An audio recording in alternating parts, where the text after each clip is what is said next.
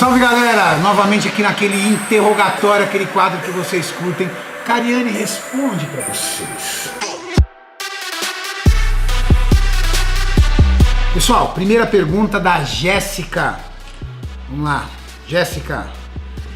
Renato, cafeína, BCAA ou glutamina quebra o jejum? Bom, primeiro, vamos falar sobre jejum em questão do aeróbio jejum ou do jejum intermitente. Jejum. Separamos cafeína para um lado, BCAA e glutamina para o outro. Primeiro, pessoal, a quebra de jejum vem do fato de você ingerir algum nutriente. Ele tem que ter calorias, proteínas, carboidratos e gorduras. A tal dos macros. BCAA e a glutamina são aminoácidos. Primeiramente a glutamina. A glutamina é um aminoácido não essencial, que o seu corpo produz. Mas quando suplementado, ajuda muito na sua microbiota, que é a saúde intestinal para absorção de proteínas, vitaminas e minerais, e ajuda no sistema imunológico. Eu faço uso de glutamina e, graças a Deus, no ano passado, por exemplo, não fiquei gripado nenhuma vez. Claro que não é só por isso, mas ajuda. BCAA, isoleucina, leucina e valina, os 3 aminoácidos de cadeia ramificada. 35% da nossa musculatura é feita de BCAA. Claro, os nossos alimentos, principalmente as fontes de proteína animal, são riquíssimas em BCAAs. Então você não necessariamente precisa suplementar com BCAA para ingerir BCAA. Os alimentos possuem BCAA. Só que tanto o BCAA quanto a glutamina, eles quebram o jejum, porque são nutrientes. Mesmo estando na forma de aminoácidos, eles vão ser convertidos em energia para o seu corpo. Principalmente a glutamina, que ela tem uma propriedade que se chama gliconeogênica, que é a capacidade de se converter em glicose para a alimentação do seu tecido sanguíneo, do seu tecido ou do seu sangue. Legal? Agora, a cafeína não. A cafeína não possui nenhum nutriente. A cafeína é só um estimulante. Apesar de algumas pessoas chamarem a cafeína de energético, esse termo é errado. Energético vem de energia. Tem que gerar, disponibilizar energia para você. A cafeína não faz isso. A cafeína é um estimulante. Ela atua no sistema nervoso central. Ela faz com que o seu cérebro obrigue seu corpo a treinar mais. O cérebro controla o corpo. Então, com o estimulante, você acaba, mesmo não estando tão bem alimentado, treinando bem. Cafeína não quebra o jejum. BCAA e glutamina quebra o jejum. Legal? Mais uma pergunta do Gleidson. Renato, posso fazer um único ciclo de hormônios em minha vida, ter os ganhos que eu gostaria, porque eu não quero ficar monstro, apenas ganhar uns 4 ou 5 quilos e nunca mais utilizar hormônios e manter esse meu físico? Bom, vamos lá. Uma coisa que você falou, Gleidson, é verdade. O primeiro ciclo é o ciclo que você mais ganha volume, provavelmente de toda a sua história. Primeiro porque o seu corpo nunca viu essas quantidades de hormônio e ele vai passar a ter um comportamento muito mais anabólico, porque é a primeira vez que ele encontra esse universo enorme de hormônio no seu corpo. Segundo, porque o teu treino, o teu impacto vai alterar muito. Então sua força vai aumentar, sua disposição vai aumentar, seu vigor vai aumentar, como nunca tinha aumentado antes. Terceiro ponto, os hormônios dentro do primeiro ciclo, ele gera um comportamento no seu físico muito fora do normal. E você vai reter mais líquidos, porque você vai começar a comer muito mais. E essa retenção de líquidos é fruto da metabolização de alimentos. Você de repente ouve um amigo lá da academia que fala que quando você está fazendo ciclo você tem que comer pra caramba, que não é bem assim, você tem que comer a quantidade certa. E você tem um ganho tremendo de peso. Você geralmente ganha no seu primeiro ciclo de hormônio 5, 6, 7, 8, 10 quilos. Já vi nego ganhar 10 quilos. Claro, não são 10 quilos de músculo, mas um ciclo hormonizado pode chegar até o limite de fazer com que você ganhe 3, 4 quilos de massa muscular de uma só vez. É enorme. Mas isso é para o primeiro ciclo, depois vai caindo. A tua pergunta é, posso fazer um único ciclo e nunca mais ciclar? Claro que você pode, mas só não esqueça de uma coisa. O que o hormônio te dá é emprestado, não é seu. Ele pega de volta. No momento que você tirar os hormônios, mesmo que seja o seu primeiro ciclo, uma gripe, 4 dias sem ir para academia, uma balada, uma quebra de dieta, 2, 3 refeições que você deixou de fazer, sabe o que o seu corpo vai fazer? Vai devolver lá pro hormônio. você vai perder. Gradativamente o teu corpo, por um fenômeno chamado homeostase, vai fazer com que você volte a ser aquele cara que você era antes. O que o hormônio te dá é emprestado.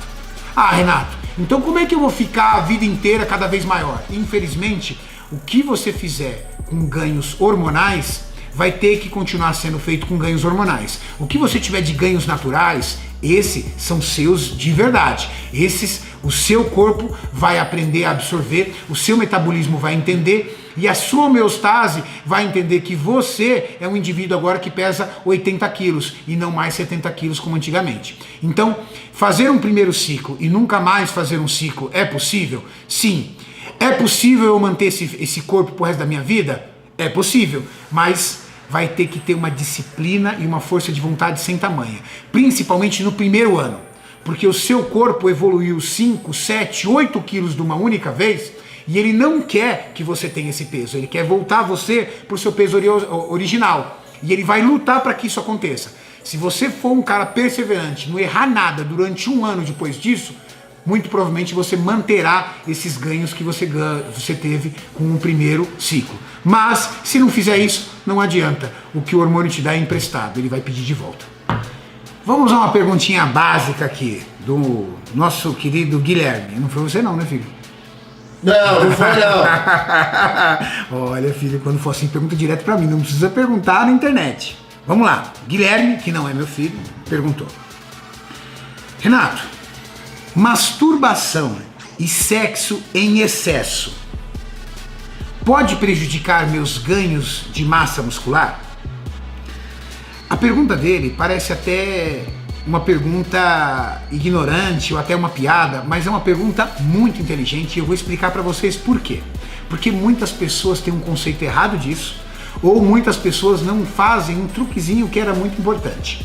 Primeiro, pessoal, o sexo e o desejo sexual está ligado à testosterona. Níveis altos de testosterona é igual a desejo sexual maior. Trabalho de treinos com pesos, treinos com cargas, já é comprovado, aumenta a produção de testosterona. Um indivíduo que treina musculação e treina bem, ele produz mais testosterona do que um indivíduo sedentário. Ou um indivíduo que não trabalha com pesos. E automaticamente ele tem mais desejo sexual.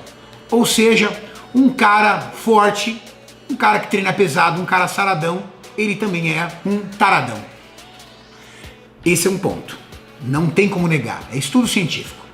Segundo ponto. A quantidade de sexo que você faça, ou a quantidade de vezes que você se masturba, a quantidade de vezes que você se tranca no banheiro, pode diminuir os meus ganhos de massa muscular? Depende.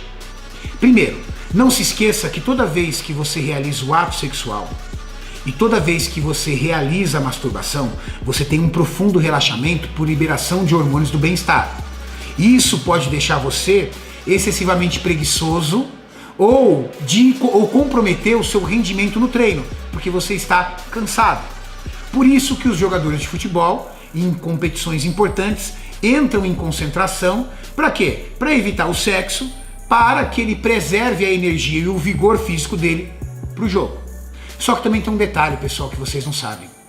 Não realizar o ato sexual e você estar com muita vontade de fazer, ou seja, você está morrendo de tesão e não faz nada, libera hormônios do estresse, a tal da cortisona ou cortisol, que é o hormônio catabólico. Talvez então seja ao contrário do que você pensa. Se você não realizar o sexo e você está com um profundo desejo sexual, você pode catabolizar por questões de elevação de cortisol no seu corpo. Agora tem uma dica para vocês que é muito importante. Dentro dos nossos espermatozoides, quando nós ejaculamos, juntamente com isso nós perdemos uma quantidade muito grande de zinco. Quando você ejacula muitas vezes, ou seja, quando você se masturba muito, ou quando você realiza muitas vezes o sexo, quando você ejacula muito, você perde zinco. Só que o zinco é o principal mineral na produção de testosterona. Índices baixos de zinco pode comprometer a tua produção de testosterona e tua taxa de testosterona pode cair. Qual é a dica? Suplementação com zinco. De 10 a 30 miligramas por dia pode garantir a sua saúde de produção de testosterona. Mas não precisa ser aqueles NA, essas coisas, não. Só o zinco mesmo, esse de farmácia de manipulação que eu, por exemplo, pego na Farmaforma. Você pode manipular zinco de 10 a 30 miligramas e repor esse zinco que você está perdendo na ejaculação.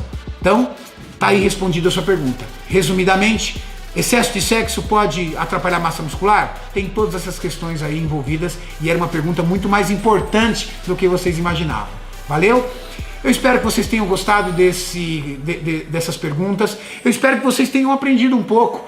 O Cariani Responde para vocês é uma oportunidade que eu tenho de elucidar algumas questões que vocês me mandam às vezes pelo Instagram ou pelos vídeos, tá bom? Fazemos para vocês, tamo junto, galera, é nóis!